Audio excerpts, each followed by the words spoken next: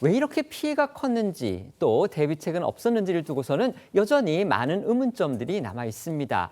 하나씩 짚어보기 전에 우선 어제 국토부가 공개한 사고의 타임라인부터 다시 살펴보겠습니다. 네, 어제 이 국토부는요, 사고 직전까지 폭발까지 이 9분 동안의 타임라인과 관제탑과 조종사와의 교신 내용 일부를 공개를 했습니다. 이를 바탕으로 이 사고 당시를 재구성해보면요, 이 태국 방콕에서 승객 181명을 태우고 이 무안공항으로 향한 제주항공 여객기는 29일 오전 8시 54분쯤 관제탑에서 착륙 허가를 받습니다.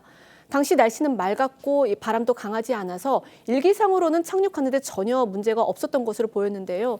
하지만 3분 뒤 관제탑에서 주변에 철새가 많으니 조심하라라는 통보를 받으면서 상황은 돌변합니다. 그리고 2분 만인 8시 59분 조종사는 메이데이, 그러니까 이 조난 신호를 외치고 착륙을 포기한 뒤에 다시 고도를 높이게 됩니다. 시민들이 찍은 영상에서 오른쪽 엔진에 불이 붙은 것도 아마 이때로 추정이 되는데요. 이후 9시 1분쯤 여객기는 다시 착륙 허가를 받고 이번에는 활주로 반대 방향으로 착륙을 시도합니다. 하지만 이 랜딩 기어가 나오지 않아서 2시 2분쯤 동체 착륙을 시도를 했고요. 큰 충격 없이 착륙은 했지만 속도를 줄이지 못한 채 9시 3분 공항 담벼락과 충돌했습니다. 국토부가 앞서서는요, 이 조종사가 메이데이를 외치면서 정확한 상황 설명을 하지 않은 것으로 파악됐다 이렇게 밝혔습니다. 그런데 어제 브리핑에서는요, 당시 조종사가 메이데이를 외치면서 이 조류 충돌을 언급했다 이렇게 공개했습니다. 맞습니다. 당시 조종사는 이 메이데이를 3차례 외치면서 정확히 버드 스트라이크 이걸 언급을 했다고 하는데요. 어제 국토부 브리핑 내용 들어보시겠습니다. 관제탑에서 조류 활동 주의라는 조언을 내렸습니다. 조종사가 조류 충돌로 인한 비상선언 및 폭행을 통보하였습니다. 메이데이, 메이데이, 메이데이 세 번 선언했고요. 버드 스트라이크, going around 용어를 썼습니다. 그 뒤에 랜딩 지시 나가고 조종사가 뭐 스탠바이 등등 하고 조금 더 교신이 있었는데 다급한 상황이다 보니까 교통부가 들으신 것처럼 사고 직전 관제탑 그리고 조종사의 교신 내용 일부를 공개를 했습니다.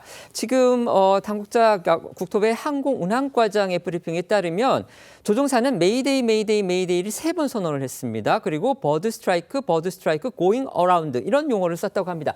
현지 기장을 해보셨으니까요. 네. 지금 조종사가 이런 용어를 쓰면서 관제사한테 얘기를 했다는 거, 이거는 어떤 상황에서 이렇게 했을 것으로 짐작이 되십니까? 예, 메이데이는 비행 중 가장 위급한 상황 때 사용하는 방법입니다. 그래서 네. 항상 3번을 외치고 그 뒤에는 이유를 말하게 되어 있습니다. 네네. 네.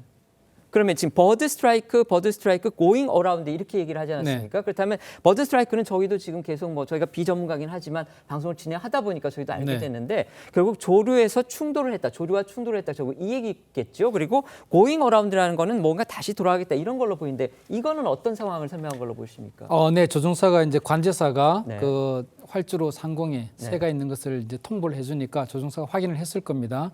관제사가 보통 조류를 확인하는 것은 조류대가 보일 때 가능합니다. 그래서 네네. 조종사 역시 동시에 조류를 확인하고 이제 상승을 하는 과정에서 이제 going around라는 것을 우리가 복행하는 것을 우리가 going around라고 네네. 합니다. 네. 그래서 조류를 확인하고 이제 going around 이제 올라가면서 그러니까 착륙을 하려다가 다시 올라간다, 다시 올라가는 고도를 높이는 폭행을 걸 하는 것을 말씀하시는 going 거죠? around라고 합니다. 네네. 그 과정에서 이제 기어를 올리고 상승 도중에 이제 새와 조류가 충돌을 해서 양쪽 엔진이 손상을 입은 것으로 판단이 됩니다. 네.